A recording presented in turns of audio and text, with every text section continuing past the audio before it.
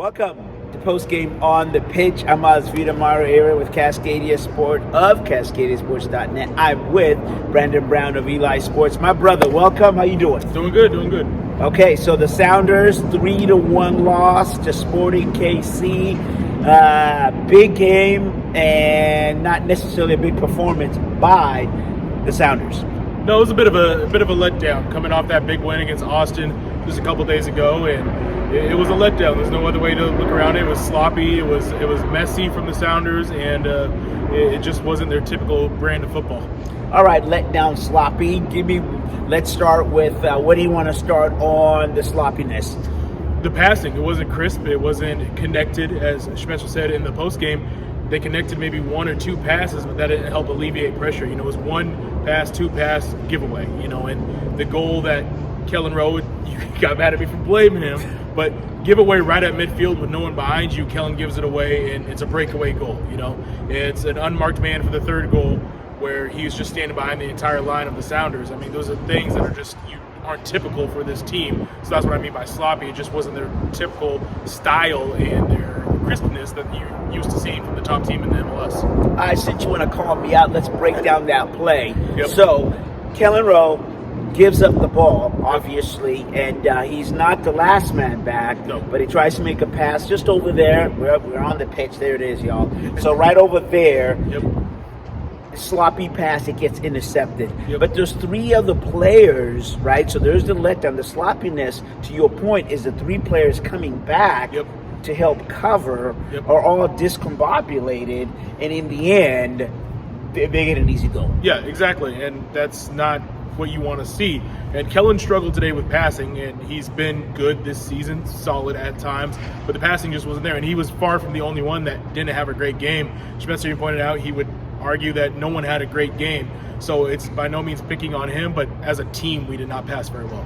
And the Achilles heel now is that people need to understand is the Sounders play three in the back, but what's critical about that is the midfielders coming back. That play really accentuate that in terms of players coming back to help on defense were slow to react. They didn't take the right angles, so Sporting KC was able to find spaces and passing lanes because of that. Yeah. As you said, a couple did get back in time. I think it was Khaled and Andrade possibly that got back in time right outside the box, but it was 2-on-3 at that point in favor of Sporting Kansas City, and it was just a layoff pass, and there was really nothing that Cleveland could have done at that point. And it's just a 2-on-3 situation that's tough to do, especially when they're coming at you with momentum. So it's really not on those three guys outside of Kellen and the initial turnover, but it's those people need to drop down as soon as that turnover. You got to sprint full speed. And the Sounders pressing was ineffective. Correct. And Yep. so their inability, the Sounders, to press up top made it so that Sporting KC had the possession. And what were they able to do with that? They were very precise. As you and I were pointing out, they worked the ball around. They never forced anything. They never felt pressured. They played really well and worked the ball around. They took the great chance rather than the good chance, and it really broke down the Sounders, especially when you can connect. They were connecting 7, 8, 9, 10 passes in a row, and that wears you down defensively. And when your press isn't working and getting those turnovers, it wears you down. And eventually, when you do get that, you dispossess them, you take over the ball, as Schmetzer said, you're tired, and then you can't connect and you can't pass out of their press. And it's a recipe for disaster.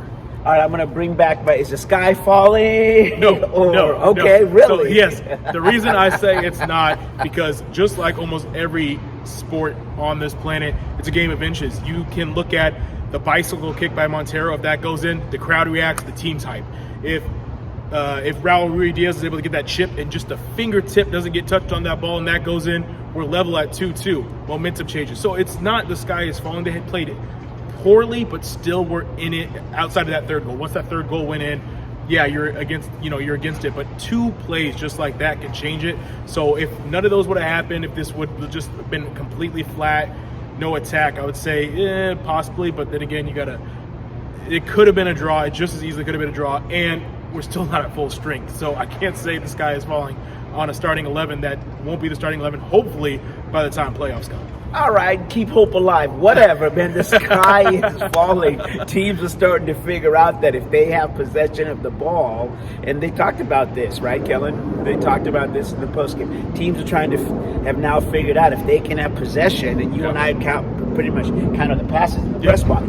If you have possession, you can move the Sounders back and forth. If they allow you, the Sounders, you're the opponent, allow you to go from one side to the next, to the back and forth, it does cause havoc. So I think the kryptonite has left.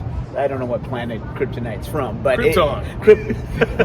There you go. The kryptonite nerd here. There you go. Yeah, I'm over Batman. Okay, we're gonna talk the Bat. Fear the Bat. Okay, but yeah, right. You know what I'm saying? Yeah, I do, but we're also plus 13 in goal differential. We're still, there's negatives to look at, but there's also positives, and we balance each other out very well. There's positives, there's negatives to look at, and it's a long season. As every player that comes to the press conference, as coach comes to the press, it's a long season. We're playing into December, hopefully. So it's plenty of time. MLS is a fluctuating league, still top of the table. Yes, we're not in the Supporters Shield front running anymore. New England now is up there, but we're up 2 on Sporting Kansas City after this win still. I know they have a game in hand. They're one game behind us. So we have +2. I'm not that concerned yet. San Jose comes in next week, the 31st, we just checked. So that's going to be a test. And then, as Coach said, we have a run of, I think he said Dallas, Portland, and blanket on the third. But we have a stretch it's going to be another week where you got to pick up points because you're playing some of the top dogs before the schedule starts to drop off a little bit and it's a little more in your favor. So says the guy that wears a clown outfit, the Superman Batman analogy. No, fair enough. I think you're absolutely right. I think it's this overcast. Will the dark clouds pass? Absolutely. I think it's fine. And to your point, there's been a lot of changes, and this is probably they're mentally drained and taxed. Yes. You had all these call-ups, 13-game win streak. You're top, you lose that, you come back, you win, and then you beat Minnesota with 5 teenagers, and then you lost to Minnesota, beat Austin. Exactly. Yeah. Okay. Thank you. And then from there, you come back and play a measuring team. Yeah. The team that is at your heels, that you're competing for best in the Western Conference. So a lot went on, and okay, so fair enough. This guy's not falling. Not yet. And he's Brandon Brown of Eli Sports. Any closing comments? It's a long season. This was sloppy, this was ugly, but they're coming off a long trip where they're not fully healthy. They played 5 teenagers. They're coming back.